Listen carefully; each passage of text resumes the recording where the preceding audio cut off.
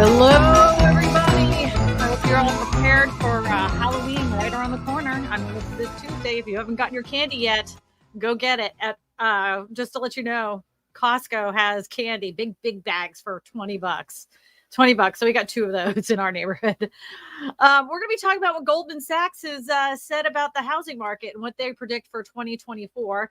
And I want to start this off, though, because I've gotten 3 messages this week, and it was from different people from different areas around the United States. And it's actually literally sickening me is that there has been an uptick of scams going on when it comes to alternative or affordable housing. People have put down, $5,000-$10,000 on homes that they think are going to be built for them. They're trusting images that they see on Instagram or Facebook of these specific types of homes. One of them was a cabin. Another one was like a type of tiny home. And another one was, it was like an A-frame type house, but it was a small A-frame house. But anyways, fast forward, one couple reached out to me and they wanted me to look into a specific builder. And I go digging. I couldn't find a business license for this person. So then I started doing some more digging, and they didn't have like any social media presence other than Instagram, nothing on LinkedIn, nothing on Facebook, no business license. So then I'm, of course, feeling a little like, oh, this doesn't look good. And then I did something that everybody should be doing whenever you're looking at some of these websites and social media pictures. I did a reverse image search on Google of the houses. And this is how I busted every single one of these builders. They were using images that were created by other builders for their Instagram following. And this is how they created the whole scam. They even use those same images on their website, making it look like they were building these houses. But what they were doing is they were just swiping those images, creating a website, using their own Instagram account for these images. So it made it look like they were building it. So it looked like there were people building these houses. They were sending out legitimate contracts, and then they were having these people wire the funds. One of them, matter of fact, Chase Bank was involved, and they said that they had gotten so many wire transfers in such a short period of time, they actually banned their account. They shut down their account. So the whole reason I want to tell you this is that if you're in the process of looking for a more affordable home, alternative home than the traditional home building, please do your investigations of these companies ahead of time. And one of the best things I could tell you is reverse image search the actual images that they're using on their website and social media. It's very easy to do. All you have to do is type up in the search bar, Google images, and then a new screen will pop up, and it will have a little camera in there. And then you can drag the image itself into Google, and it will tell you all the locations where this house is found, what blog articles, anything like that. When you find a builder that has has lots of write-ups in the paper about them, when they have a business page, when they have a business license, you see that they have like not only a social media presence on Facebook, but they have it on Instagram, they have it on TikTok, where they're walking through these models. That is a green flag. That's a good thing. But when they don't have any of those other things, they're only on one social media site and they have a website up, that to me is a red flag. So I wanted to put that out there because, it just seems like the scams seem to be upping the worse the economy gets. People are more desperate, and they're trying to find the most affordable place for them to live. And then the crooks come out. And I don't want anybody to get scammed. I really don't. So I just wanted to put that out there for everybody. Just please do your investigations. So anyways, Joni Johnson, thank you. I just saw your little comment at the bottom saying I look pretty today. I actually had a blazing headache, and I took some BC powder, which I had forgotten about, which is a miracle cure when you have a massive migraine. BC powders. They're terrible. They taste awful. Awful. And I think you're supposed to mix them with water, but that's not the redneck way that I learned. You just pour those suckers in the back of your throat and you chase it with a drink. But they'll knock a headache right out. Anyways, so let's get into Goldman Sachs, because this is really interesting. Eddie's going to go ahead and pull up the article. While he's doing that, I do want to mention my mom. I know last week my mom was in the hospital. She's back home. She is not 100%. The whole thing was because of a medication that she had taken, and she was allergic to it. But it wasn't like an allergy, like, you think of an allergy, like she didn't have like hives or anything like that. It actually was shutting down her organs. She was nearly in full kidney failure because of this. And basically she was poisoned. It affected her brain and everything. But the fog is clearing. She seems so much better now. I mean, in her mind, she isn't better, but from where she was to now, it's like night and day difference. So thank you for asking about her. She is doing much, much better. I spent the whole week over there. That's why there was no video out this week. But yeah, I spent the whole week over there helping my dad out. And yeah. So anyways, all right, let's get into this. Okay. Goldman Sachs just dropped the housing market forecast for 2024 and sees high prices, high mortgage rates, and low number of existing home sales since the early 90s. They're actually predicting that that home sales are going to be at historical lows. Like they're saying in 2024 that we will most likely not see hardly any home sales. In the school of thought, normally when you have this, I'll get to the article in just a second. With the school of thought, when you have something like this, when you have not as many home sales, that means that the home prices should drop because homes aren't selling. The reason there isn't really that many home sales is because of the amount of demand. So here's what the article says. One thing that has been true about home prices since the pandemic, they're just going up across the country. In 2023, this has persisted, even though rates have nearly doubled from 3% to above 8%. In July, Fortune, then housing editor, said that the perspective on the housing market for 4 more years of gridlock. 4 more years of gridlock? So they're still saying that we're going to just keep seeing prices go up, but they're not going to be going up as much as that we had seen this past year, which was like this year itself, like 3.6%. So a quarter later, Goldman is back with an updated forecast, and it doesn't see any ounce of relief in sight for home buyers.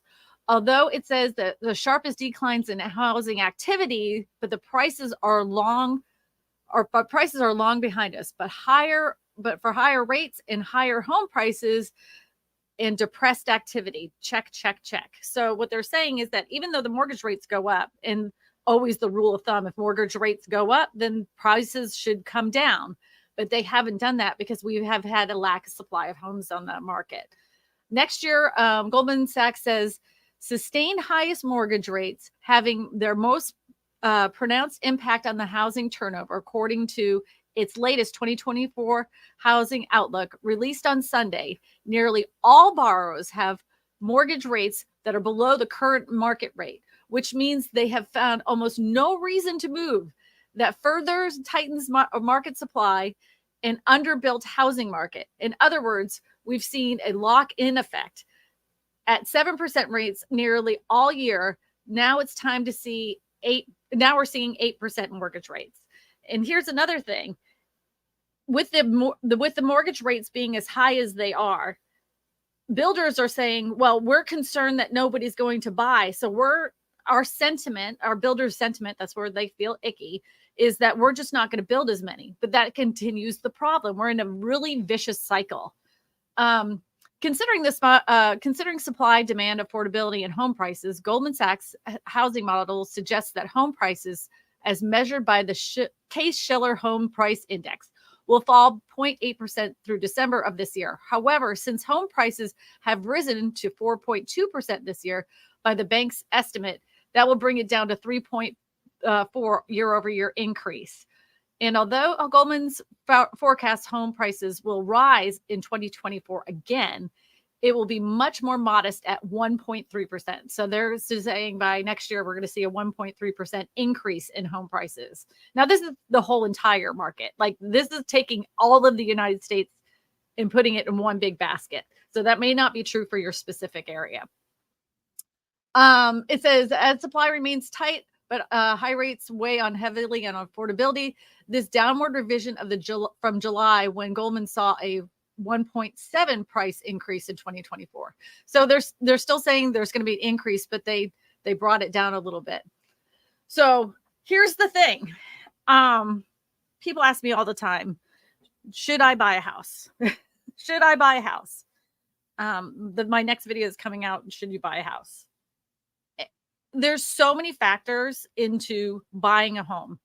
And if you're listening to a real estate agent, a home lender, a inspector, and they're saying, well, you could refinance in a couple of years, but that's in hopes. That's in hopes that mortgage rates will come down. Some of these, 2-1 buyer downs, in a couple of years, you're hoping interest rates are lower. What's going to happen if they're not lower?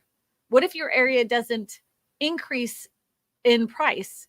Have you paid down enough of your principal that if you needed to refinance, that would even be possible? Are you going to be upside down if you do this, this type of loan? If you are still on the fence of a payment and you're saying, okay, well, I'm going to do this payment right now, but if it increases, I'm going to be in really big trouble. Please do not buy a house. Do not put your whole livelihood on the line for a home. I realize home prices are extremely high. I know rent prices are really high, but I don't want anybody to be in a financial bind just to get in the house, or because your friends told you to get in the house, or you were pushed into buying a home. This is the craziest time. I don't have the crystal ball that was going to tell me when interest rates are going to come down. I don't have the crystal ball that's going to tell us when the housing market crash, if there ever is a crash, is going to happen. The only thing I can say is the Fed has only so many levers they can pull when it comes to trying to contain inflation. And they said that interest rates would, decrease as far as they were following the inflation numbers. Inflation is still going on, so they're not going to be decreasing them as much as they said they would. The only lever they have left to pull is the jobs market. And I say we need to keep a very, very big open eye on the jobs market and see when all these big companies start doing layoffs, because then that's when I can say in my brain, when I look at these things, that's when we'll start seeing home prices come down during that time. But all right, that was my rant. That was my rant for the day. So look, I'm here for you today. So if you have any questions during the time of this stream, just ask them in the chat. You can ask me anything. Hopefully it'll be real estate related and I will answer them. Eddie will go ahead and put your question on the screen. All you have to do is write the word question first, so Eddie can find your question in the chat and put it up on the screen. Another thing too is I want to let everybody know, because everybody always asks me about my coffee cup. I was not able to find anybody to actually make branding for my coffee cup, but I do in the notes here in the description, it will say get my cup, and I have an Amazon affiliate link for a coffee cup if you wanted to go ahead and get one of my 24-ounce oversized coffee cups that I use all the time. And then one more thing too is that if you're looking for a deal right now, I just noticed on foreclosure.com, they've gotten a new batch of foreclosures, and I don't know if it's because they bought them from a bank or what's going on, but they have gotten a new little slap of houses on there. So go to foreclosure.com to see if you can find an affordable home. One more place you can check to find an affordable place is HUDhomestore.com. Check on there as well. And just make sure you put in, no, it's not .com, it's .gov. HUDhomestore.gov. Eddie, check that out. Make sure I'm right about that. Or maybe it's org. But check out HUD Home Store. There's going to be some sites that will try to mask as them. If they're asking you for a payment to go look at the houses on HUD Home Store, you're on the wrong website. There's no charge to look on HUD Home Store. There's no payment that you need to give them any kind of money like that. Yeah. V-Man says, hello, Kristina and friends. I hope you're doing well. And thanks for the great info you provide us on real estate every Sunday. Thank you so much. Thank you so much. I'm trying to get back in the swing of things. Trying to take care of family business during the week was hard. That's not it. That's not it. That's not it. It usually has like a little map. That's not the website, Eddie. Yeah, see how they try to get sneaky with that? It's a government website, so there is no charge. And so like all these other companies try to create their own version of it, so it makes you click on that, you know? It's terrible. Yep. Here's something. It says, "I understand that Geico is already planning to lay off 2,000 people. Do you think this will be a trend with other insurance companies because of the housing market, especially on the coast?" I don't, the insurance companies are in the business to make money. Um, we all know, as everybody knows, that the environmental impact on housing has been horrible. Absolutely freaking horrible. I mean, we just had another hurricane. I don't know if you guys even know this because it was just like a blip on the news, but not in the United States. It was in Acapulco, which has never even had a category 5 hurricane ever hit it. But within 12 hours from the time they said, "Oh, look, there's a tropical storm," to the time it actually made landfall, it hit as a category 5. All of those things are causing massive problems for insurance companies. For years and years and years, they have been making hand over fist in money, but now they're having to pay the piper and pay out for all these homes that have been destroyed in natural disasters. I can see at some point in the future, because it isn't a profitable business like it used to be, that we're going to see more and more insurance companies fold in. I don't know if it's going to be the big ones. I can't tell you that, but we'll see. Yep, we'll see. Eddie, did you ever find that one? I'm going to go look over here. HUD Home Store. HUD Home Store. I know that I think it's a .gov here. Oh, you know what? Eddie, you were right. You are correct. That was the right home they changed the website. Oh, they make you find a broker? I don't think this is the right one. No, nope, nope. Maybe it's .org. See, I don't know why they do this because it should be just, you just look. Nope, it's not an org. We'll figure this out. We'll figure this out because you should be able to just click on a map and they'll just give you the listings. Hmm. Hmm. I'll tell you what's going on with this insurance stuff though, man. Like in areas that are hit by storms, they're getting smacked with some really high insurance rates. One of our properties doubled in insurance, and even our own home here rose $700. And then on top of it, of course, with home prices go up, what goes up? Your taxes go up, your property taxes go up. So that actually went up another like $700 as well. So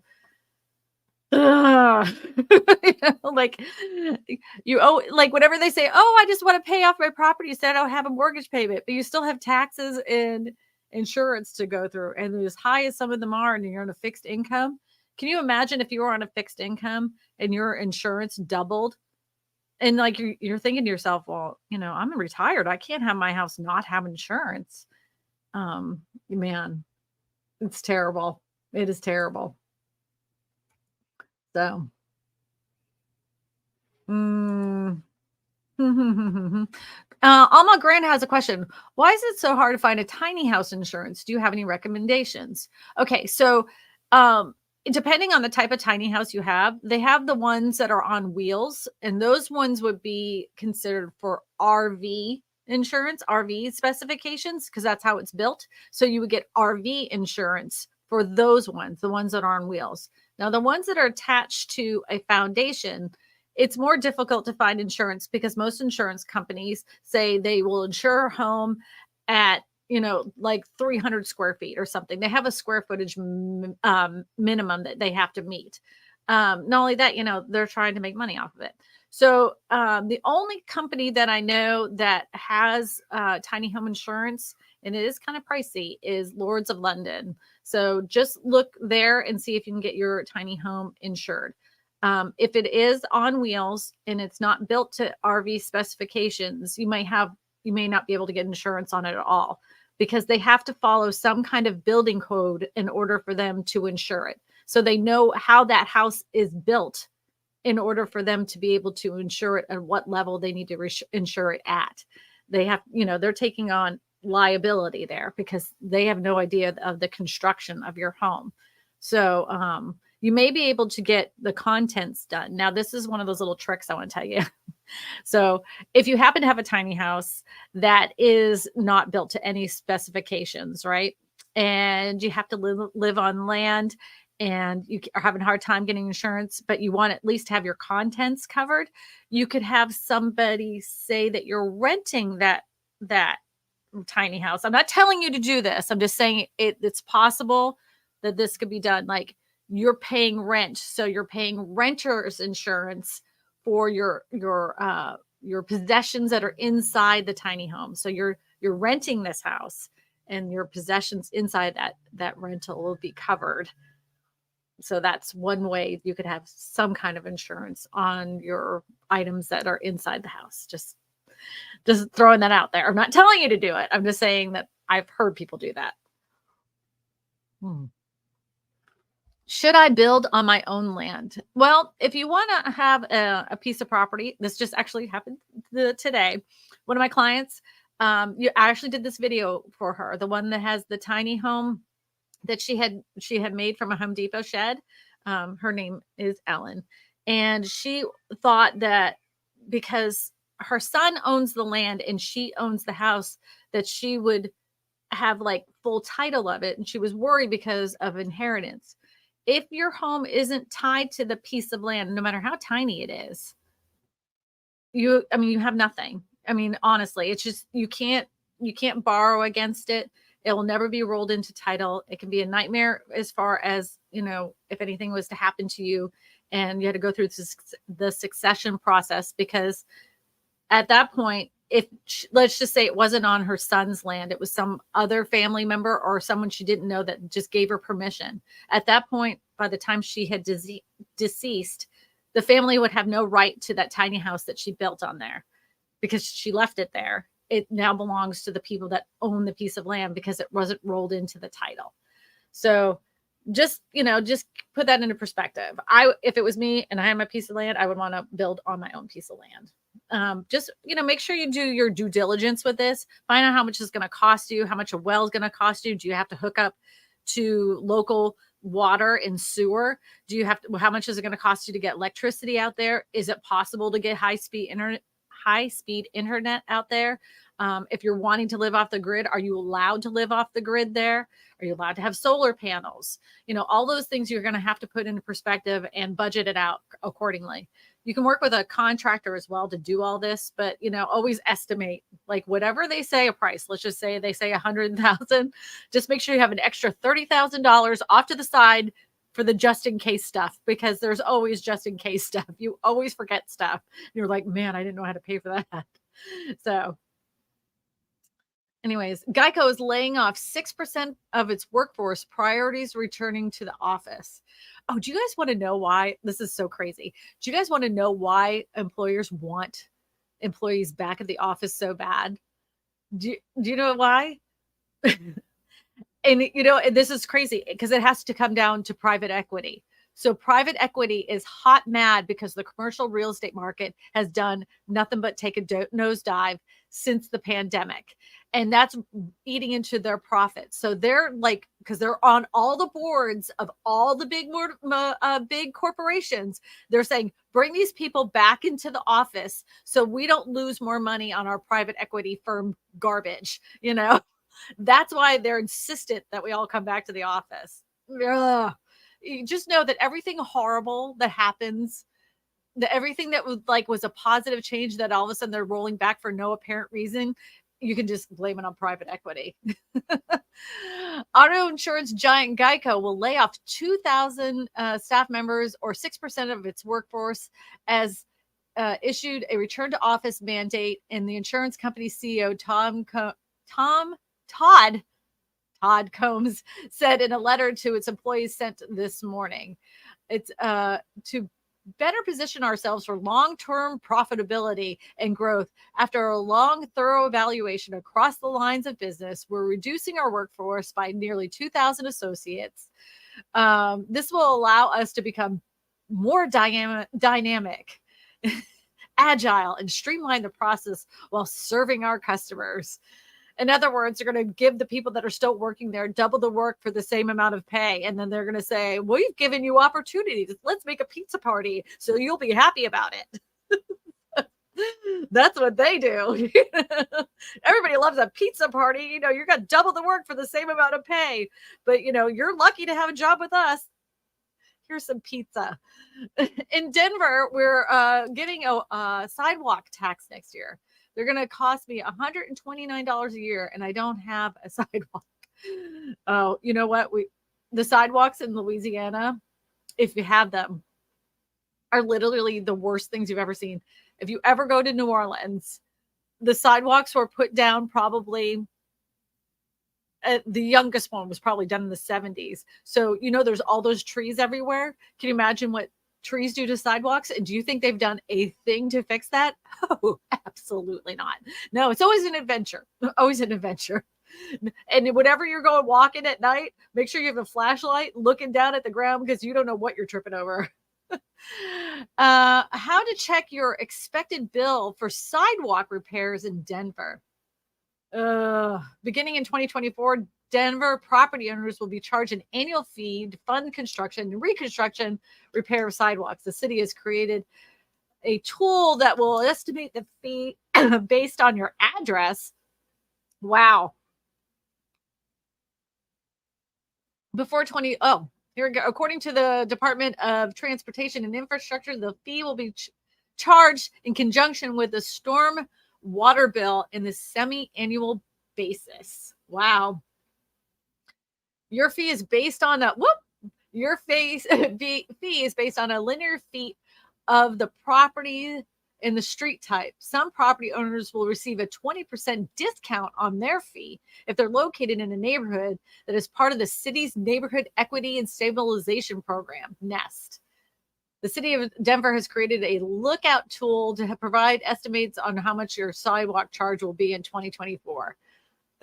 Well, I know it's an extra fee. I have no idea about the sidewalks in Denver, but isn't that like part of infrastructure anyways? Call me crazy, but what's happening to the other tax dollars? Why do they need a special fee just for sidewalks? I want to know where the other money's going to. I want a whole breakdown. That's what I want to know. Like in our area, I know for a fact we have a big giant nest egg of money and funds that has been collected for eons for road repair, right? It's just sitting there, right? Supposedly it's a line item on there. And our roads are pathetic. In the last year, I've seen more road repair than I've ever seen, but not that there's anything crazy or unethical that happens in Louisiana government. It just makes me a little nervous. So anyways, I'm at the age now that when I know that BC or oh yeah, there's lots of people that have no idea what a BC or goody powder is. Yeah, the younger people that are in their 40s are the ones that have no clue.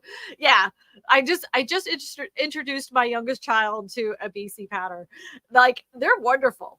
I mean, not that I ever partaked in alcoholic libations back in the day, but just to say that I did. That was the one thing that would knock out a hangover like nobody's business. I trip on sidewalks all the time too. Oh, I have to ask, is your Where's Shelly the handle? The handle says Where's Shelly? Are you talking about Shelly Miscavige? I have to know. Debbie Brady says they also hate that they can't micromanage their employees. Some do. I think some have to justify their cousin's job that they got them that don't do anything, that their job was to like basically put up posters and assign the pizza parties, and that when they didn't have the in-office stuff, they didn't need them anymore. So they're like, well, we got to bring them back so Tommy has a job, you know. Oh, look, it's this kid right here. Haven't seen you in a long time. Hey, Kristina, so right about the corporations always looking out for their profits, not for their workers. Of course they're not. There's so many corporations, big corporations, that have had record profits, and they are not paying their employees a living wage. It's like it's an epidemic. And then they're like, well, you're just not saving for a house. You just need to know how to budget. We're not getting, a lot of people aren't getting enough paid to live, let alone save for a house. And then as home prices continue to go up, how much more are they going to be able to save? You know, food is going up, your pay is going down, insurance is going up, cost of medical care is going up. And then it's like, oh, you just need to budget more for a house. That's not the answer. That's not the answer. Something's got to give. Lawnmower says property taxes went down 23%. They were using business properties as comps to my property. Ooh, Lawnmower, you got lucky, but I think you might have a correction in the works there. You might get a correction. Is your property zoned commercial? Because if your property is zoned commercial, that might be the reason. And they had to grandfather you in because it was considered residential when you moved in. That can happen. That is a thing. Yeah, Jay Moore says they are getting creative to scam more money out of people. And they do. And the thing is that and I'm not dogging on older generations, but I think older people are more trusting, especially when they see somebody with a very formal website, with a very formal way to pay. They see contracts that come in, and they are more trusting of people that are in business. They were like, well, I looked and everything's there. It seems legit, but they're creative. They're scam artists. This is what they do. They scam. I think the grossest one I ever saw was this, and I even talked about it, was holy ground tiny homes. So he was like literally using the Lord's name in vain to sell tiny homes, which he never delivered on, ever. Stole millions of dollars. Come to find out, when they did a forensic scan of it, he was using that money to like go to Las Vegas, and like he wrote it off as a business trip. And those people will never get their homes. He swears up and down they will. This is just a bump in the road. But we can all know that a lot of people swear a lot of things. We can all devise that those people will never get their homes. So Plasma Burn says people can't afford a home, let alone afford a family. Yeah, right. You can't.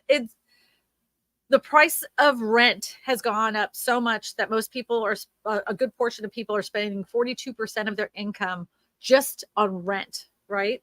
And then, you're supposed to be budgeting for a down payment on a house, right? Where is that money going to go to when 42% of your income is going towards rent? Then on top, and then somebody says, well, you just got to find a cheaper place. Where? Tell me, Jim, where am I supposed to find a cheaper place? In the major cities, there is no cheaper place. You're usually right in line with everybody else. And people are struggling. So, and then on top of it all, so some people have gotten creative, and they said, okay, look, this rent is really high. So I'm going to have some of my friends like rent a room from me. So that way we can all afford this place. And some areas have created a law that forbids people from doing that. Even if the landlord is okay with it, the city or the town isn't, and they will not allow anybody, more than whatever's on the lease to be in that home, to live in that house. I don't know how they enforce that, but apparently that's one of those things that's on the book. I mean, I can't imagine. I got arrested for renting a couch. I don't know. Debbie Brady says cheaper places are not in places that have jobs. Yeah. So like in the Midwest, the median price to buy a home is just under $300,000 in the Midwest. But those are not where a lot of the good paying jobs are at. So the reason that it's under $300,000 is because most people don't make that kind of income that can support home prices higher than that. The people that are homes are still selling. There's still a lot of pent up demand, but the people that are buying are people that have really good jobs. Currently, you have to make, and I just saw this statistic. Currently, in order to afford the average homes, all of the houses across the United States, average together, you would have to make $115,000 a year.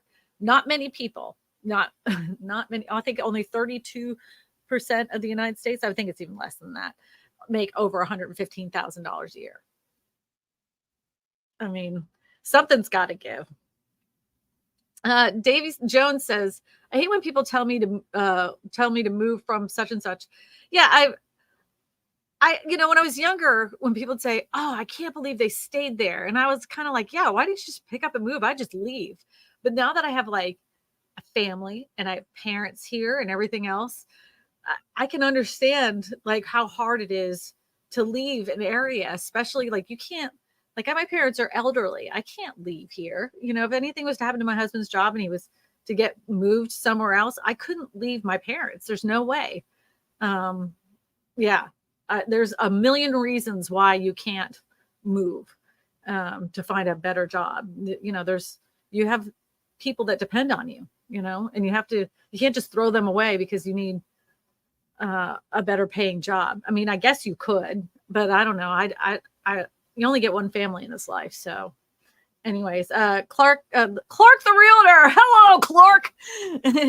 It's getting extremely pricey down here in Atlanta, Georgia. Clark the realtor, I have to ask you, have you ran into Keith Lee, the food critic? He's been in Atlanta, Georgia, and he's been crazy reviewing Atlanta restaurants. Y'all got some crazy rules when it comes to ordering food down in Atlanta. I didn't know that was even a thing. There are rules in order of ordering food. Like he went to this one place, he couldn't even get a table for more than 4 people. What? Cisco says YouTube ads are filled with scammers. Yes, they are. And I don't know. I mean, how do you turn them in for that stuff? This happened to me not too long ago. People were using my name. So they would say, Kristina Smallhorn, real estate agent in Baton Rouge, Louisiana. So if they would click on that, it was just a plain ad with my name on it. And if you clicked on it, it went to their website with their listings. So they're using my name for people to click on it. So they would look at their listings and look at their reviews and everything else and go to their website. That you can't do that. You can't take my name and then use it for advertising unless you're going to pay me. And I didn't get no check in the mail. Where's my check? If you're going to use my name, where's my check? I want a contract with a check. I need to know what you're getting from this. Man, so many scams, so many. And then there's one that says, oh, you can make money from YouTube and you never have to create a video. I know the secrets. And I'm like, oh, please, dude. Liar, pants on fire. Marilyn M's says mobile homes, manufactured homes used to be the next affordable option, but now they're neck and neck for traditional homes. It's a shame. So in some areas, manufactured homes, they used to be like right at around $76 per square foot. That now is like way over $100. The cost of building materials has gone up. The cost of delivery has gone up.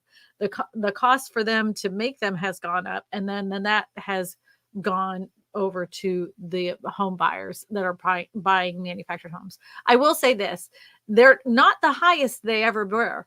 So they were really high at the end of last year going into this year. And the prices went down because building materials had gone down. So even though they're really high right now, they're still not the highest that they were. Like right at the end, like the end of this pandemic, the whole pandemonium, they were the highest they had ever been, but they had come down because building materials had come down. To get skilled laborers, no matter what sector of the housing market, they're having to pay them a lot more, and builders are not going to take on that price. So in order to get people to come onto the site, they have to pay them more, and that cost goes to us, the home builders. Eddie wants me to read this. It says manufactured homes are more than affordable than other types of homes. According to data of Manufactured Housing Institute of 2022, the average cost per square foot was around $72. This is the same statistic they have been giving for the last 10 years, $72.21. It's not $72. It's not. That's a lie. I want to know what $72. Yeah, that's not true. It's kind of like when have you ever looked at was it Tricon? No, it's America's Homes for Rent. America's Homes for Rent. They'll say, well, we only bought just over 74,000 homes, right? They've been using that same statistics for 5 years. For 5 years. We've only bought 74,000 homes. But you can't tell me. You can't tell me, but how they get away with it is how they say, like, it's just over 74,000. They don't say how much more over it. And you know darn well it's way over 74,000 if that was the statistic they gave 5 years ago. But they get away with it because they just say it's over 74,000. We added over so that we didn't have to specify when I say over. You know? Take them with you. What are we taking with us? I don't know. I missed that thread. Sorry. Adventure Edgar says, just take your parents with you. Oh, just take your parents with you. Yeah, but I mean, I don't know how old your parents are, but my parents are in their 80s. And if I told them that I was going to rip them out of their house and everything they know and love so I could find a better job, they'd say, no, I'd rather just die in my own house. You know, there's no way that I could. Do you know how, like, they're in failing health? Do you know how much of a struggle and stress that would cause them to have to, like, pack up their lives, move them with me? I mean, that would be hard on them. Not only that, find brand new doctors that understand their medical conditions. My dad's had cancer 3 times. You know, they wouldn't do it. There's no way they would come with me. And I can't leave them. There's just no way. Yeah. And I don't know if you know this, but anybody over in their 80s, I'm not dogging on you, but y'all are stubborn. Y'all are stubborn. This kid says even if they pay a higher money per hour, then they'll cut your hours and then make you do the work for 2 people. Yeah. Well, and that's the whole thing is like, and then if you're in sales, they've come up with these ridiculous sales quotas that is humanly impossible to reach. And then they're like, we need more team effort. You know, like if you guys are complaining about your paychecks, but you know, if you just did more sales and like you're already working 52 hours a week, you know, like what else do you want? I mean, you're made impossible goals. It's not an impossible goal if you put your mind to it. Well, give us an incentive to put our minds to it, dude. You know. Anyways, Davy Jones says it's tough to increase wages no matter how hard TikTok tells you that you need to do is switch jobs. There's too many people looking for jobs and applying for high paying jobs.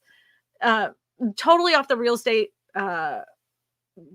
topic, but I'm going to tell you this, Davey. I want you to go to any job that you're looking for and and you know how they put a description of all the things that you need to have in order to apply for the job. If you have those things, I want you to take that over to Chat GPT and say, Chat GPT, this is my current resume.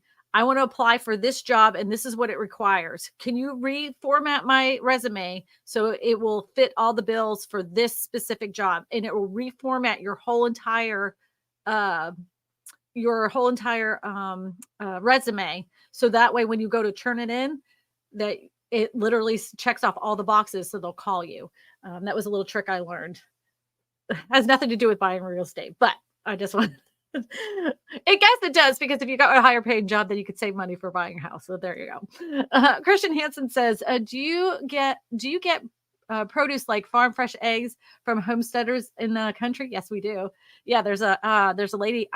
There's an old video on this channel of a lady that we get our eggs from, and all I have to do is call her, and she just goes out there and she's like, hold on a second, and if you bring her the container, then she fills the container up with eggs, and they're so much cheaper. And the yolks inside the eggs are so much better. And if you can find a way, the way that food costs are coming, it's just ridiculous. So some of them are like double for like a bag of potatoes and sugar, and just it's so expensive. But if you can find a way to work with somebody in your area that grows food and everything, and maybe you can like rent a little piece of land so you could, if you don't like, you live in an apartment or something, and you could just start growing your own little vegetables, it can save you a lot of money. So something to consider. Peter has a question, says, why do various entities who compile data like Case-Shiller and Redfin all have different numbers?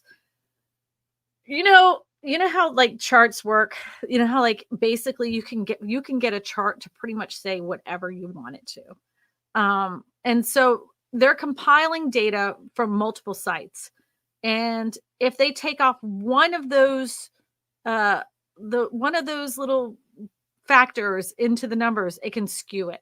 Sometimes when they're releasing a report, they're not taking in consideration last month's numbers.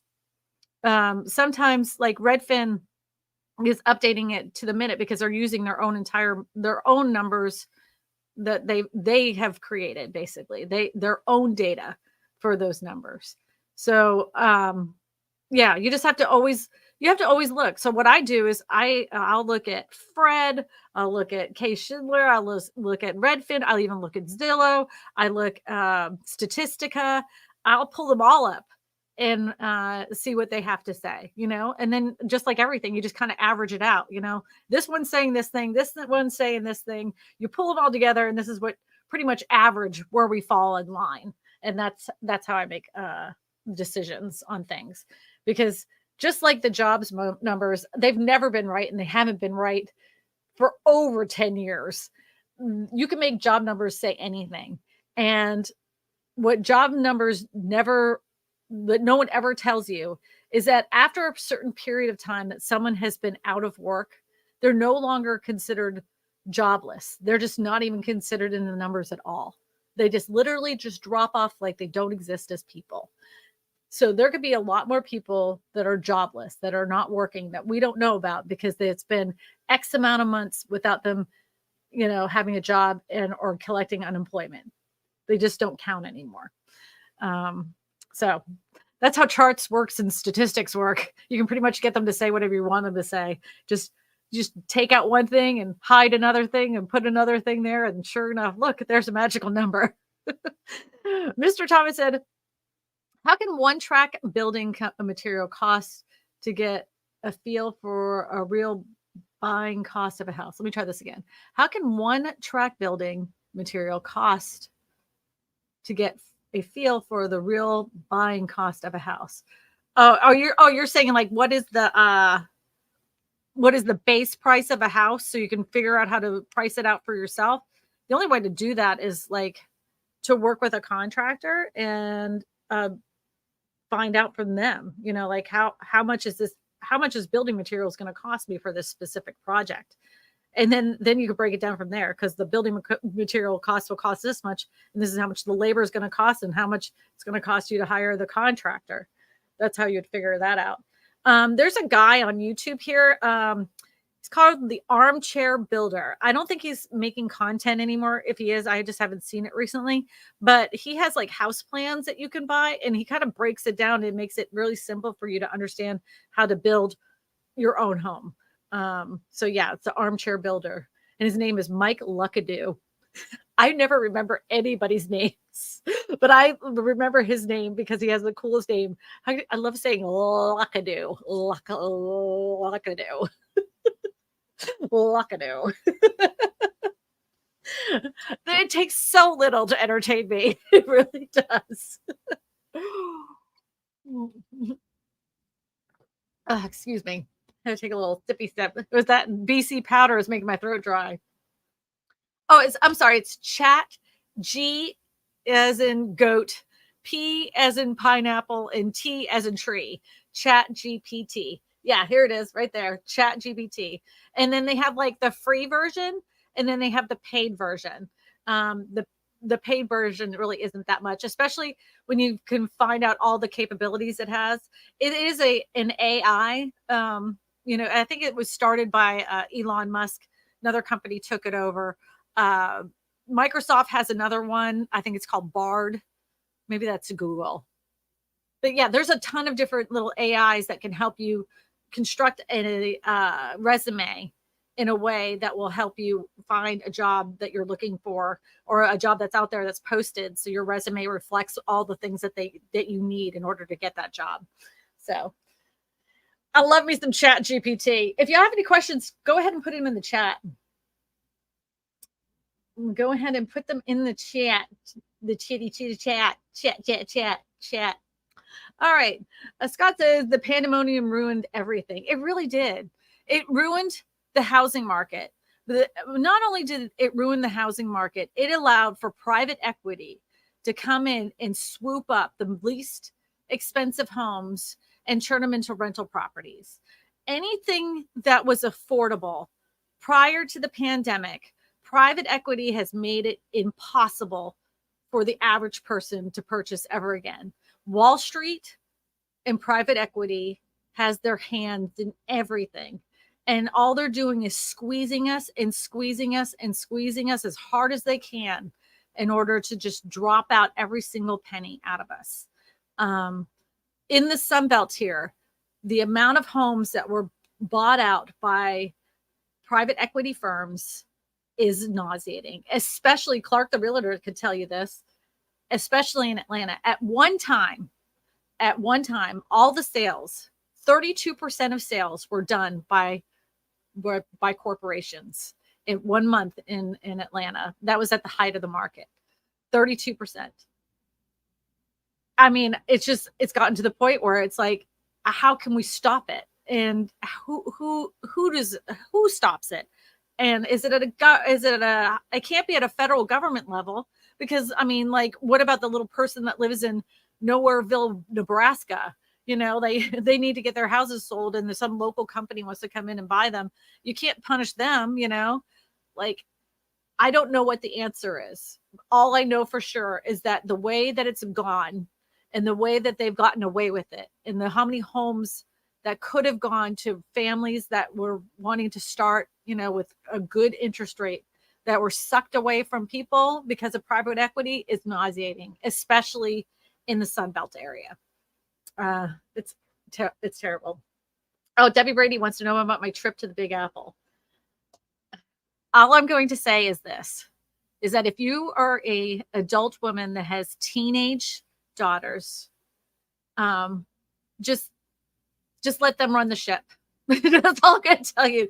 Let them run the ship, because whatever you want to do, they're not going to want to do. So just know that you're going there as a bystander and a chaperone, and let them do their own thing.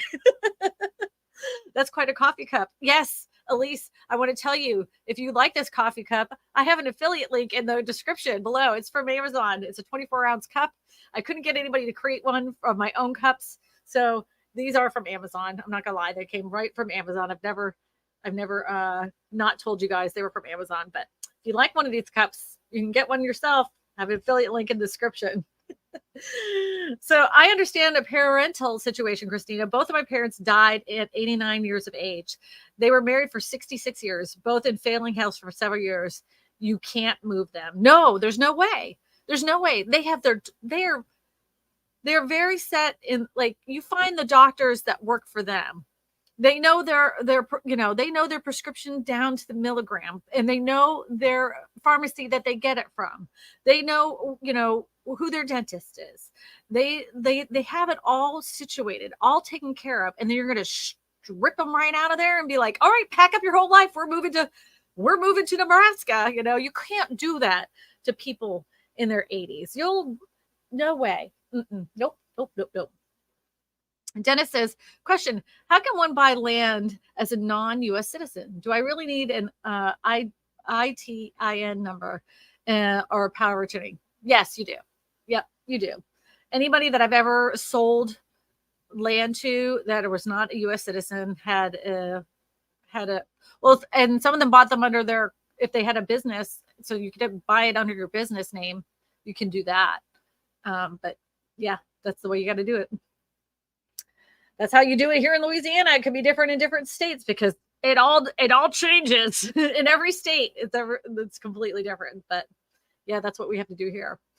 Guitars and Synth says, I bought a few years ago at lower prices, and the rates are no way could I buy my house today. Do you think that rates will go down, and when? Well, I'm going to give you a scenario, right? Let's just say that at the beginning of this year, magically the Fed and the bonds market work together and we get interest rates in the fives. You know what would happen? It would be complete mayhem, because people would now freak out knowing that the rates are in the fives. They're going to be running to find a house because they know the interest rates are so incredibly low. We already have a tightening of supply. There isn't enough homes on the market. And so the people that have been sitting on the fence waiting for those interest rates to come down, they're going to be in that whole bidding war nightmare all over again if that happens. I do not know. I just don't know if rates go down, it's going to be mayhem. People are going to be freaking out, and there isn't going to be a lot of people, because 5% I don't think would be low enough for people that have been sitting on the fence of selling their house, because they were like, let's just say they wanted to sell their house to get into the next house. I don't know if 5% would be low enough for them to say, you know what, let's go ahead and sell this house to go to our next home. It could be, I don't know. But I mean, I just saw a person saying, I bought my first house as my first house. And then they said, with my 2.8% interest rate, it looks like it's going to be my forever home. And they were like, I could always add to it. And I think that's how a lot of people are looking at it, because the interest rate that they got was so low. Why would they ever move? It made their payments so low. Why would they ever move? I don't know. Casey says, question, we're equally financially abundant as we were in the past generations. Would you ever do a stream covering that? Be cool to have 2 Apple salary and a POV showing we aren't delusional. I could, you know what I'll do? This is actually a really good idea. I'm actually going to, and I'm going to screenshot this for a second. I'm going to be a little unprofessional, because you know what? I'm going to adjust things on the cost of inflation next week. I'm going to adjust what a car cost us 20 years ago to the time that how much a car costs today. And we'll use even the same car. We'll use a Toyota, for instance, and we're going to adjust it for inflation. And then we're going to adjust rent for inflation. And we're going to adjust the cost of everything according to inflation, and just see how delusional that some of us are and some of us aren't. So that way we can see it. Because I'm gonna do the whole thing. I'll break it down and we'll put it up. Super chat. Thank you. Why things are the way they are. And it isn't because millennials are buying avocado toast. Like, when people say that, they're like, they're just so entitled. They want everything. I'm like, finding an affordable place to live is not necessarily entitled. I don't see it that way. Alex said, built in 1925 apparently has foundation issues. Should I walk away or accept the seller credit? Okay, so Alex, this is what he gave me, a $20 super chat. Thank you so much for that, first off. Secondly of all, when you're talking about foundation issues, I want you to go hire a foundation specialist that will give you a quote. So you can say, the people that work in the foundation business, they'll flat out tell you if a house can't be fixed. They will say at some point if it can be fixed or not. And I would try to find out if it's ever been tried to be fixed before, because here, like in Louisiana, because we have the soft ground, then it hardens up and then it softens again. It's very common for us to have foundation issues. And usually at some point, if it had a foundation issue before they fix it, it's going to happen again because of the weather just changes. Find out if it's ever been repaired before. Find out who the company was that had repaired that foundation previously. Have them come back out to take a look at it to see if, first of all, some of them have a warranty up to like so many years on their foundation repairs. So it might be under warranty they could fix that old, the footing on that specific repair. If the cost is not is what the seller's giving you a credit for, then run. But I would ask your agent to go ahead and ask for an extension on your inspection period time, just to make sure to have a couple quotes on how much it would cost to have that foundation looked at, and then you can or fixed, and then you can make a decision from there. Some foundation issues are just that. I mean, it's an older house. It can be fixed. It won't have a problem for, another 100 years. I don't, I don't know from my end. I would have to look at it. It's going to cost you, if he's only willing to give you, like, let's just say, $20,000 and the repairs are $50,000, and no, don't buy the house, walk away. But if he's willing to pay for the whole cost of it to be repaired, it's something for you to think about, definitely something to think about. Clark the Realtor says, shoot, just buying a used car nowadays can run you $20,000. I don't know if you guys remember, but I bought a car from my neighbor for $2,000. And I love this thing with the burning intensity of 1,001 Suns. This thing, it's a little cube. It's a Nissan Cube. It has 120,000 miles on it. I got it for $2,000. I have put cat stickers all over it because you know what I can do to it? Whatever I want, because it cost me $2,000. I'm tickled pink with my $2,000 car. If this thing lasts me a year, I feel like I won the freaking lottery. But I didn't know what I wanted, and cars are too expensive. So this is my holding place car. Until this car dies, I'm going to keep it. I'm going to run this car into the ground because I don't have to take people out. So I love my little $2,000 car. BlackRock CEO Larry Flynn is a Klaus Schwab disciple. Disciple.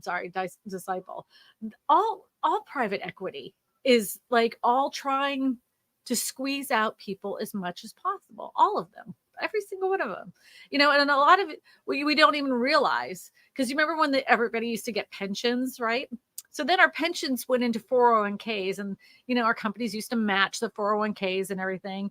And what we don't realize is that all these private equity firms that are buying up all these houses are the same ones that fund our 401ks.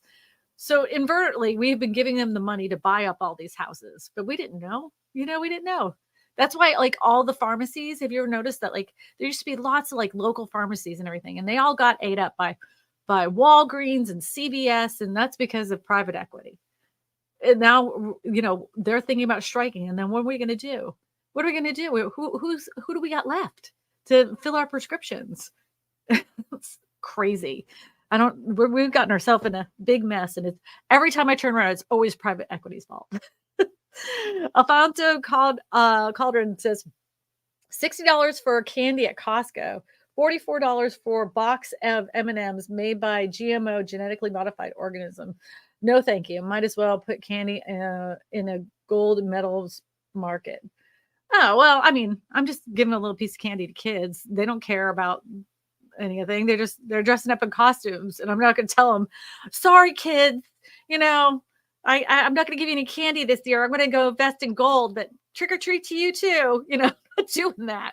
I mean, little kids they're having a good time. They just want to get their little piece of candy and run around the neighborhood. We have about 400 of them. But it's a mayhem here in our neighborhood. And I wouldn't miss it for the world. To watch their little faces and how excited they are and getting candy. It's magic. Yep. Smalls, you're live. What a treat. Hello, Onyx. It's nice to see you. People that know me outside of the YouTube world, they'll just call me by my last name, and they'll go, Smallhorn. Smallhorn. Guitar and Sin says, Kristina, that is why I just upgrade and put a new hardwood floors in my home this year and new redwood fence in the backyard. The house looks amazing. Yeah, sometimes, you know what? When we look at it, sometimes our first home, you're like, oh, this is my lemon house. I'm just going to do as little as I can, hold on to it for a few years, outgrow it, and then get into our next house. But nothing makes you feel better than like whether you put down new carpet or wood flooring or even just a fresh coat of paint can make a room feel so much better and make you want to stay even more. Like, how many times have you ever seen that show, Love It or List It? And then they do everything they wanted to do to the house before they moved. And then they get done and they're like, I really like our house now. And then they decide not to list the house. They decide to stay in it because they did everything that they wanted to have done. And so they end up staying. So, I mean, I don't know. It's possible. You know, you can take anything, and if it's yours and it belongs to you, and this is your home, you got a really good interest rate, just make the best of it. You know, if you can't move anytime soon, see if you could add another addition to it, or see if you gained enough equity. Maybe you can do a HELOC and add some like life back into your little house so you can enjoy it for the next 30 years. So James said new construction is selling $100 a square foot less than a year ago in Pinal County, Arizona. Probably nothing. Well, I don't know about that. Like, I don't know anything about Arizona or that area, because I do know this, that of course, like around Phoenix. I don't know if that's anywhere near Phoenix, but anywhere that had a lot of construction, a lot of new construction prior to the pandemic, that was obviously, increased quite a bit because during the pandemic, because they were like selling like hotcakes, are seeing the biggest price drops because they have more supply of homes in the area available. But most areas don't have that record number of new construction being built. All you have to do, and I don't even need to tell you, all you have to do is go look on Statistica, go look on Case-Shiller, go look on any place that has tracked new construction over the last 40 years and see how many homes have been built since the housing crash. Not that many. It has been slowly decreasing ever since. We do not have enough homes for the amount of people that can currently buy a house. There are many people that would love to buy a home, but they can't find anything that is affordable for the price range that they would be able to afford a home. There's many people that are working, have excellent credit. They could buy a house if it was available to them. But because of the shortage of supply, because of the lack of home building across the United States since the last housing crash, this has got us into this problem. Of course, if you live in an area that's had a ton of new home construction over the last 5 to 10 years, you're going to see those areas are going to be the ones that have price reductions. If you're in an area that doesn't have a lot of new construction and they have limited supply, you're not going to see price reductions. So like New Jersey, they haven't seen price reductions. It's still gone up ever since, gone up and up and up. So anyways, Jay Moore says, I walked away from bad foundations and ended up with a house with an uneven floor. Couldn't tell when it was empty, leaning furniture of Pisa. Well, here's a little trick, right? So if you go into a house, grab a little ball like this, right? And if you think it's like the foundation's off and there's no furniture, rolls. And you can find all sorts of uneven stuff, especially like here in Louisiana, we have older homes that are on piers. So they're off the ground because we flood. And they have those tend to have more foundation issues than the ones that are on a slab. Not saying the ones on a slab don't have foundation issues. It happens all the time. But all they have to do is pour some more cement in the footing and then it lifts up that one end. It's not here. It's just not a big deal. But if you have a house that has a basement with a crumbling basement and that foundation is, the house is sitting on that kind of foundation, that can be a total nightmare. So you just have to price it out and see if it's worth it to you to buy a house that, could possibly have foundation issues. You just have to weigh out the options. Brian G says, do you think we should, moreover, to readjustable mortgage rates like they do in Canada? As I understand, rates change somewhat every 5 years. So if anybody doesn't know, we're lucky because we have fixed rate mortgages. You can have the same rate for 30 years here. That is awesome. But in other countries, every 5 years, you have to refinance your house, period, end. That's it, unless you're going to pay the sucker off. But every 5 years, you're going to have to go to the bank and refinance your home. Total hogwash. I don't know. That has been so ingrained in our culture since World War II that you can get a 30-year fixed rate mortgage. And I cannot see that changing. I could be completely wrong about that, but I can also see people losing their ever loving minds. If they did adopt that, I could see people trying to transfer their mortgages to other people. So that way they didn't have to be in those ridiculous every 5 years have to refinance a house. Man, would that be awful? Oh, you'd have to refinance every 5 years so it could adjust for inflation. That seems like total BS to me. Oh, that seems like a big scam on the bank's part, you know? Um, Shake my head. It is the student loans, rents, car payments, no avocado toast. That is correct. Yeah. If you didn't order that Starbucks coffee, then you'd be able to afford your college payments. Yeah. Yeah. Okay. Yeah. It's my one coffee a month that I decide to spend a little splurge and get myself a little Starbucks. But that was the thing because drank that one coffee, I wasn't able to make my student loan payments. When people say stuff like that, I mean, I honestly, I'm like, turn off the news and use your brain, please. Please just turn it off because all you're doing is spitting out talking points that these hosts like to throw at you. It's never the economy's fault.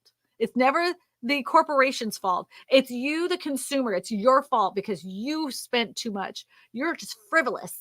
That's what they want to make you believe. It's never ever the real problem's fault. It's your fault. Just like pollution. They're like, well, it's all the microplastics that you're putting in. It's because of the shopping bags and it's because of, pollution. No, no, no, no. The big corporations dumping in toxic chemicals into our water. That's the problem. And then if you're going to blame us for the stuff that we buy from you as a corporation, stop wrapping everything in 50,000 layers of plastic and for us to throw away. What are we supposed to do with that? How are we supposed to do it? Like, in some areas don't have recycling, by the way. And then I found out plastic recycling is one of the most toxic things ever. So, and most of the plastic that is being used can't be recycled. So they always blame us, the little guy who's just trying to just make a living. It's all our fault. We caused the pollution. It's not us. We caused the economy problems. It's not us. We drank too much Starbucks, but honest to God, it's not us. It's private equity. They're boning us. Guitars and Sin says, my neighbors sold their house 2 weeks ago and still living there and not moved out. How long can they remain if the house is after closing? So you can make a deal with the current homeowners. Like, so they closed on their house 2 weeks ago. Most likely they did something called like a buyback. So they bought back time from the people that purchased the house. So they're basically renting their house that they own. Sometimes they don't even charge them any money. They say, oh yeah, you can live there for a couple more months because our house isn't ready to close anyways for another few weeks. So it's fine for us to get our stuff together. So you can actually just basically rent back your house from the current owners. That is possible. You can do that. Now, if you go over that time, depending on the state, they can go through the whole eviction process. And that's happened before where people have closed on the house and they didn't move out. So they had to go through the whole conviction process in order to get those people out of the house. So it's a risk. It's a risk to let people do that. So just FYI. Annie Shenanigans says, I just watched a video earlier about Daniel DeMartino saying that she predicts that big changes will come in 2025. So between now and then will be the same or worse. I feel like we have lived in stagnation for a long time. And I think we all need to keep our eyes on the jobs market. If they tank the jobs market, then people will have no choice but to sell their house. And then, of course, if they sell their house, and there's a lot of people selling their houses, you see what happens then. There's more opportunity to find more affordable homes. The problem with that is that, there was a family that once lived there and now they don't have a home. So, yeah, I don't want anybody to lose. Like, everybody's like, I just want the housing market to crash. I get what you're saying. I understand you want home prices to come down, but to watch families lose everything, you just don't remember what it was like to see people like extremely desperate and lose their house and just be so incredibly scared because they were heading into foreclosure and they couldn't find a job. I don't recommend. I would never want anybody to go through that. That was awful to watch families go through that. Rebecca Valera says she's going to come trick or treat in my neighborhood. You're more than welcome, and you can even stay the night, my friend. She's a friend of mine. She's a real estate agent out in Dallas, Fort Worth area. You guys want to check out her channel. She's got some good videos out there. If you have a question, go ahead and put it up on the screen, and I will gladly answer any questions you have about the real estate market. Marilyn M says, I don't understand why they aren't building more when they know people want homes, not apartments. I see more luxury apartments being built than homes. Okay, so here's the thing. The cost to develop a piece of land is more now than it ever has been. There's a lot of red tape when it comes to developing a piece of property before it ever is scraped for a house. So when you put in all the factors of that together, a home builder has to invest their own money for a period of time to get approval to have the subdivision built. By the time that comes around, sometimes it can take up to 5 to 10 years, especially like in California. It can take up to 10 years. The price point they probably initially thought they were going to build those homes has now gone up because the price of building materials in the market has gone up so much. So they have no choice. They have to raise the price. We just don't have, it doesn't help the home builders to build homes smaller because they won't make enough money to make it even for them. The only way like they can do that is if they have a piece of property and they can do, like you said, luxury apartments.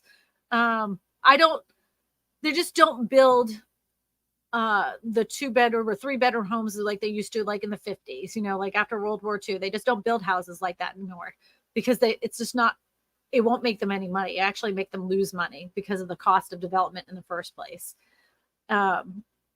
And then like what their answer to the affordable housing problem is to build these apartment buildings and townhomes and stuff. I don't know if that's the answer either. And then everywhere you go, I mean, there's another luxury apartment. Who's affording these? I mean, who's affording these? They're obviously not, because they're paying 42% of their income in order to find a place to live. I mean, they have no choice. So I don't know. We're in a bad place. By, if you go by the history of the housing market, typically if interest rates go up, that means that home prices go down. But here we are in this weird place of we're not selling as many houses. So you would think, well, we're not selling as many houses. The prices should be coming down. And then the interest rates go up. So the houses prices should come down. And all they do is keep going up. It's because we have a lack of supply. We just do not have enough homes on the market. So that it makes the demand for whatever is on the market extremely high. And so that's why home prices haven't come down. I remember that show, Love It or List It. On some of the shows, the seller liked the house after the rehab and decided to keep the house. Is that a reason the show went off the air? I don't know. That was a show out of Canada. Yeah. Go touch grass is what I like to say. I touch grass. Linda Kinsley says, question, what about the 60 to 90 year mortgage that they do in San Francisco pass from one generation to the other? So I even saw something, this is really interesting, Linda. I even saw something where they were giving people 100-year leases. So they would own the house, but they leased the land. That makes, I don't know, 60, 90-year mortgages, that makes, personally, I don't like it. Just like I don't like that there's a 6-year,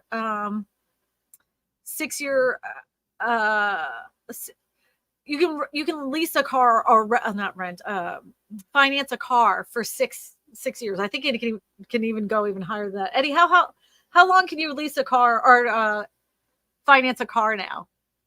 Because all that does is every single time that they increase the amount of time that you can finance a car or finance anything, all it does is raise the price of the house. or the car. When they started increasing, because it used to be the standard, everybody would go ahead and get a 4-year financing on a car. When they increased that to 5 years, that all it did was increase the cost of the car. And then they increased it 6 years, and then all it did was increase the cost of the car. And then when they did 7 years, all they did was increase the price of the car. Most auto loans are available to 12-month increments. You can typically find loan terms of 24, 36, 48, 60, 72, and 84 months long. However, longer and shorter loan terms are also available for certain lenders. So yeah, they had the 50-year mortgage out there for a hot minute. They always come up with these, because lenders are always trying to sell loans. That's what they're trying to do. And they had a 40-year mortgage out there for a hot minute, and then they had a 50-year loan mortgage out there for a minute. But all that did was, it did nothing for the consumer. It really didn't bring their payment down that much. And it just made the bank more money. So when everybody started like figuring it all out, they're like, it's only saving me like $150. I don't think that's going to pan out right. So yeah. Yeah. I don't like that idea. I do not like idea of a 60 or 90-year mortgage. No. Kristina said no. And I certainly don't like the 100-year lease of land so you could build your house. I've heard that that's a thing in other countries, but nope. So some lenders do 40-year mortgages before, but go any further, let's make sure you can touch some bases. The 40-year mortgage means that if you make all the payments scheduled without any extra or big payments towards the principal off sooner, it will take 40 years to pay off the home. Traditional mortgages come with loans between 8 to 30 years. In some cases, 40-year loans may also have features, for example, that might be interest-only periods for a certain time frame at the beginning of the loan before switching to payments with the principal and interest for the remainder of them. So so they'll do a 40-year mortgage, but the first 10 years are interest only. So all you're doing is paying interest for the first 10 years, and it never brings down the principal of your loan whatsoever. So if you bought it for $150,000 and 10 years later, you're like, oh, I'm going to go ahead and sell it. How much do I owe my house? It's still going to be $150,000 that you owe. Yeah. Kristina says no, but I mean, when people realize it's corporate greed, not our actions causing this, maybe things will change. I think more and more people are aware of it than they ever have been before. I think more people are more receptive because it's so obvious. They're not even hiding it anymore, what they're doing. The funniest thing I've ever seen, it was funny in the not a ha funny in oh my God, are you actually using those words out loud? Was the fact that this guy who worked for a company called Tricon Homes was saying that generations that are millennials and younger do not want to buy a house, that they're transient people. They are a throwaway generation as far as they just like the convenience of things, and to have the expectations to taking care of a home is not what they're doing. So what they're offering with their brand new build to rent homes is something that fills their need. And since they're looking for future expectations of earnings, that they're filling in the gap for those generations that just do not have any interest in buying a home. While I agree, there is a good portion of people that have no interest of ever purchasing a house, I would say the majority of people would love to own their own home. But the only way that they're filling in that gap is with build to rent houses. You'll never own them. They just make money off of you. Again, freaking private equity. They have made a cash cow off of housing. And if there's one thing I can't get out of my brain, I do not think that housing should be a luxury. It's a necessity. And at this point in time, anybody that is buying a house, it literally is a luxury. You have to make more income than you've ever had to make in years previous at a high paying job in order to find and pay for the average home in your area. And to me, that's disgusting. Absolutely disgusting. Yeah. So, well, listen, I didn't realize I've been flapping my lips for 1 hour and 24 minutes. If you want to continue to listen to this as a podcast, you miss some of it. I'm actually on anywhere you can get a podcast. You can go on, Spotify. You can go on Apple Podcasts. Just look for Real Estate for Everyone with Kristina Smallhorn, and you can just listen to me flap my lips forever and ever and ever. If you do happen to go over there and they ask you to rate the podcast, if you could give me 5 stars, I'd greatly appreciate it. That always, whenever you guys do that, it always ends up to finding more people that are listening to podcasts. So I'd like to get my name out there in the podcast world. That would be really nice. I'd really enjoy that. Next week, we're going to, like, you guys gave me the best idea ever for next week's live stream. We're going to be talking about the price comparison to what it was like to buy a house or buy our lives. We're going to do a cost comparison. And we're going to find out if it's because of the avocado toast and the Starbucks, why we can't afford our lives anymore, or if there's a deeper reason. Don't forget to subscribe so you can get a notification, because whenever this comes out, it will let you know, notify you right away. If you need to get a hold of me and you're looking for a real estate agent in your area, you can go ahead and go to my website at kristinasmallhorn.com. Go ahead and click on one of those pink tabs and just fill out the form, and I will get a hold of you. I know there's been several of you that did contact me this week, and I have you know that I have been taking care of my mom, and I will be getting to you tomorrow. I'm so sorry about that. Just family came first this week, and that's why there was no video out either. So if you need a referral, like I said, just go ahead and fill out that form right there. Make sure you leave your phone number. I can't get a hold of you if you don't leave your phone number. So, all right, my guys and girls, we'll see you next week. I'm really excited about next week. This is gonna be fun. I am doing a little research so we can shut down the avocado toast idea right out the window. So, all right, everybody, thank you so much. Have a great weekend, and don't forget your Halloween candy full of GMO. I'll be passing it out to all the kids because I don't want to tell them you can't have a piece of candy, get the GMO.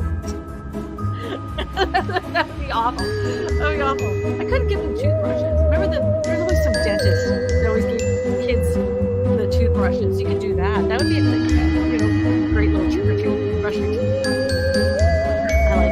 like it. All right, everybody. Bye. Be good. Stay out of trouble.